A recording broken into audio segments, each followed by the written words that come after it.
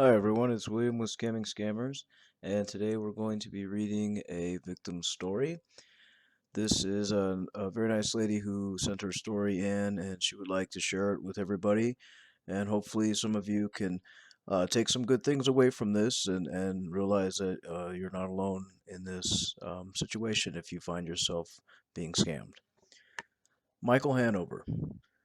2.5 years ago, I was new to Facebook and joined a few groups of interest to me. I'm keen on wildlife, having rescued ex-racing greyhounds, and am a fan of Celtic rock groups. So most of my networking was connected with such things. Along with many friends I have made in my lifetime, I'm 63, so that's a fair few. You can see most of this on my profile anyway. At the time, I knew nothing of scamming and was going through a difficult path in my family life. Up popped a friend request for a guy in the US who had a mutual friend, so I guessed he'd followed my interest. We got chatting, and for about 3 months he was your normal, quote, good normal guy. His profile was comprehensive, detailed, and he followed the Christian faith, like myself, so we had plenty to talk about. He was a wealthy guy living in Potomac, Maryland, and we exchanged details of our lives like any friends would.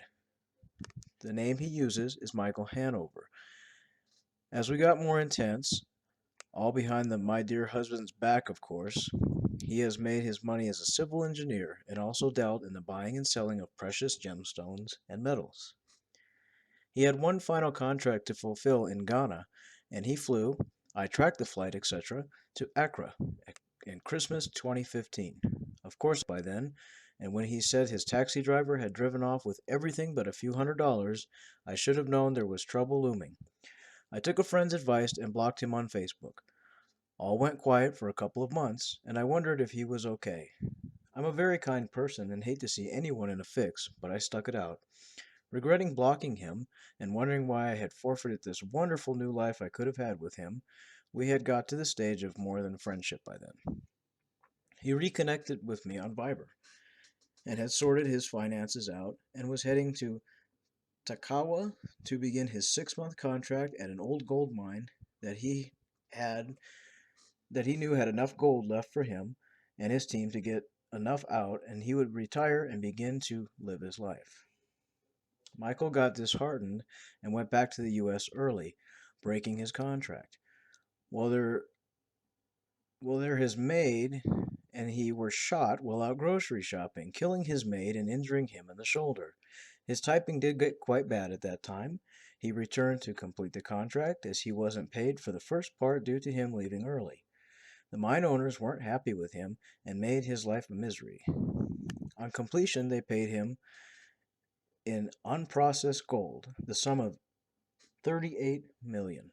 He needed funds, and I helped him as much as I could, but could not finalize the shipping as he needed an additional $3,000 to get it to the UK, as he wanted us to live in a home he had purchased previously in Ipswich. I cannot find any records of the property he describes as being on the market in the Ipswich area. Whenever I suggested he go to the U.S. Embassy for help, he refused, except to get a replacement passport when his other was stolen. He kept on at me to help him. He had cash and the gold he could not that could not be used as collateral because it wasn't processed. After I refused the large amount, all went quiet. Then he recontacted me to say the owners were paying the $38 million contract in the form of a check made out to me. As I was a UK citizen and would pay it into my account and transfer it gradually to him. I knew nothing of money laundering at this point, and that's where we were to meet at. Heathrow. He gave me his flight details, and I packed my bags into my car and left in a long-term facility and caught the coach to Heathrow from Bristol. I gave a reason to my husband about taking a friend to meet a plane. He had no idea I was planning to never return. On arrival, I waited to meet Michael in the coach station, not knowing that the system didn't come into the coach station, and he was stuck in immigration awaiting my arrival to begin our life together. I realized he wasn't turning up and took the coach and returned to Bristol and admitted to my husband the plan and that I had been scammed. He was very supportive and I didn't hear anything for a few days. What I forgot to tell you is that he was not answering his phone at all at the time, and I was waiting at Heathrow. That's the reason I left. He said he couldn't use his phone in immigration and that they had put out call after call and I didn't answer because I was in the one place that it doesn't reach. What I realize now is if we had met and I had taken possession of the $38 million check, I could well have been caught for money laundering. A few days later, he called and called me all the time and all names under the sun for letting him down. He had been sent back to Ghana, and we were back at square one. As I wouldn't fund him, he negotiated with the mine owners a deal with the bulk of the gold, and he kept a little to trade to keep himself and attempted to board a plane back to the UK, but was arrested again for trying to smuggle all the gold out of Ghana. He was thrown in jail, and that's when he had to stay until we came up with the funds for representation in court. I didn't hear from him for about 6 weeks. After a couple of months, I was emailed by the quote officer in charge on a personal email address, saying that I had to use it as a contact and that Michael was not communicating with other prisoners, he just read books all day. He had interviewed him and had suggested he could enter a plea on his behalf if I could furnish Michael with a list of personal items. This officer had priced up a list of clothing, toiletries, and a phone and carrier plus a fortnight's stay in a cheap hotel while he sorted things out with the U.S. Embassy. I had to mediate with this person, and eventually, when I had the funds arranged, the officer personally brought all that was required and booked accommodation. Meanwhile, Michael had informed him I was his wife. In the meantime, I was contacted by a church in Rockville, Maryland, who understood I was married to Michael and he had given them my details. If they didn't hear from him, they sounded truly shocked when he was in jail and that I was not his new wife. They offered to help me fund him to get him released, but not the full amount, so I refused. The release was cleared and he eventually flew back to the U.S. to recuperate. He lived in a mansion and drove a Bentley. I have pictures of, quote, Michael that prove such things. I had a frantic call while he was there saying his maid, the only staff he employed, had been shot dead while they were collecting groceries and he had been shot in the shoulder and was in the hospital. I wasn't asked to fund him at all on his U.S. stay. A few weeks later, he had to fly back to Accra. All planes were tracked again. I attempted to find his details of the shooting, but was unsuccessful. There was legalities to finalize from his release, and he had to tie up loose ends. I told him not to return. Of course, in hindsight, he had never been in the U.S., and it was all a clever ploy to get me to be more and more reliant on him. Once this was done, he gave me flight details, and I secretly packed and drove to a hotel near Heathrow to await his arrival. Meanwhile, unknown to me, my husband had reported my very unusual disappearance to the police, and the police kept messaging me. They were tracking my car along the M4. I pulled into his services and assured them I knew what I was doing and my husband would just have to bear it. On checking in, I was contacted by a local police, and they asked me to come to my room to interview me. I told them all about Michael and which flight he would be on, etc. Although they were skeptical, they went on their way. I was absolutely sure that he would arrive the following day. The British Embassy in Accra contacted me. It was an English accent and two different people. There was a problem with the visa, and Michael had run out of funds. He only dealt cash and did not use credit cards. He was so convincing, I believed every word.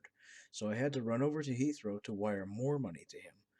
I did not know I could have done it online, not being too IT savvy. Time was of the essence, and he was due to check in for his flight. Once done, I returned to my room, only to be told he needed more money. I had sent him Western Union's limit, so I had to race over to MoneyGram. Then, returned to the hotel by now, I was stressed and out of my mind. He posted a picture of his boarding card, which released me to no end. Sleep well, and he had to go to Dubai, I think. He was due till morning. I awoke in time to get ready to meet the man of my dreams, only to get a call to say he was held up in immigration accompanied by more photos of the inside of Heathrow's immigration department. He hadn't enough cash to come to the UK, and he was to be sent back. That is when things took a really serious turn. I had all my medication with me, Antidepressants, tranquilizers, sleeping pills. I just wanted to sleep and get my wits back. Goodness knows how much I took as I just wanted out. Luckily, I ordered a room service meal, and the concierge knew I wasn't right and called emergency services. As you might guess, my memory of the next few hours was very vague. I remember people telling me to keep breathing, and being wheeled through a hotel lobby with sirens, then nothing. I woke on oxygen asking where I was. I had been taken to the hospital on a cardiac ward as my heart was being monitored due to abnormal heart rate. I was discharged from hospital, and my dear husband settled the hotel and parking bills. My car was still at the hotel, and my room was sealed until the police were satisfied it'd be okay. I haven't included these charges in the total of the scammed money as Michael didn't receive anything other than by wire. I posted an image of me on oxygen just to make him see what had happened. I still believed we had a future. He posted pictures of Heathrow immigration and his boarding pass for his return flight. I was convinced him returning was all my fault for not supplying him with enough cash. He was shocked by my post and sent me one of himself looking pretty rough. A few weeks went by. It was the Christmas and New Year's holidays. As soon as life was, quote, normal, he began badgering me again. I sent what I could, even involved someone in this country who sent me a loan application to sign. As I said, there was little I could do. Unfortunately, my husband intercepted it and destroyed it. On Valentine's Day, a huge bouquet of roses and chocolates arrived again, with a loving message, and all badness from him went out the window. It was now more difficult to wire money as my husband had retired and was around all the time. I gave him my credit and debit cards and put my finances into his hands. The next messages all armed me greatly as he was having surgery for a bust appendix and needed funds for the hospital bills. I cashed in an ISA to send him enough to get him out of trouble. All went quiet, and he messaged me to say he was in the UK and to prepare for him to come to the house. He had all my details, my photos of my passport, to repay all the funds back to my husband, and to take me to a property in Ipswich he had bought for cash as a surprise for me. He wouldn't tell me anything about this property. I researched agents in the area for properties with the little I knew.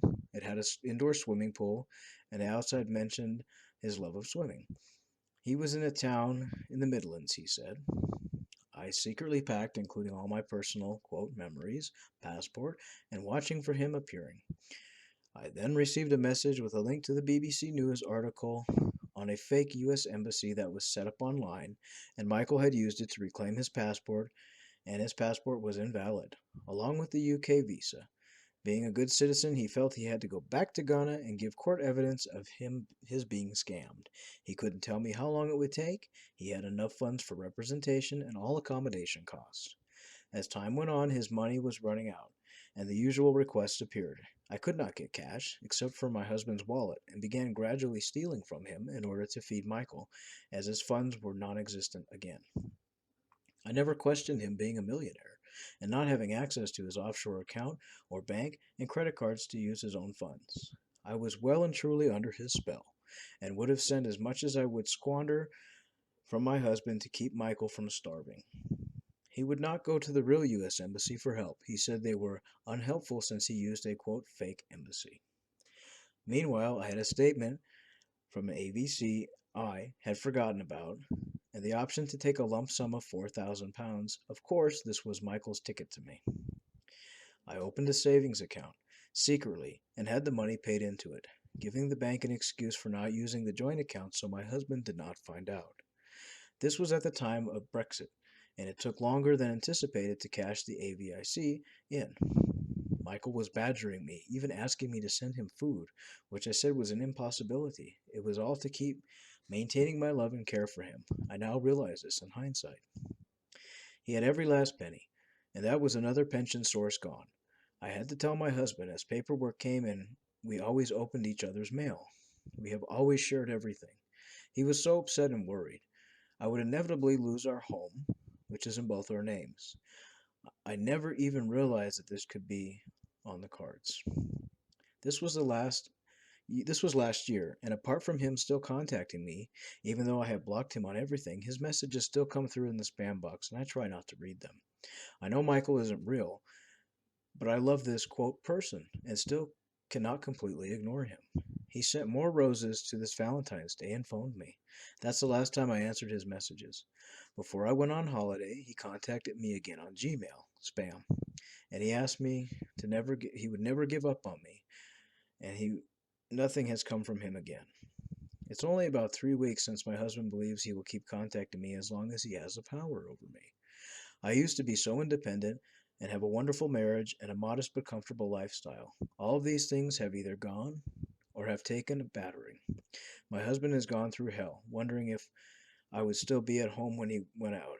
He asks if he's been in touch, and he hasn't, and I pray this will be the end of it all. We'd like to thank this victim for telling her story. We do realize that everybody's story, everybody's situation is different. And we encourage people to share because it can help with the healing process and it can help somebody who's a new victim that's struggling. If you'd like to tell your story, you can find us on Facebook at Scamming Scammers Education, or you can drop us an email, drop us a message in the inbox. We'll try to reply and get your story up as soon as possible. We appreciate every one of you who follow our page, who write, who share, and we hope to do more stories like this in the future. And again, remember, every victim is different, every story is different, but we're all fighting for the same thing: to not become a victim, to heal if we become a victim,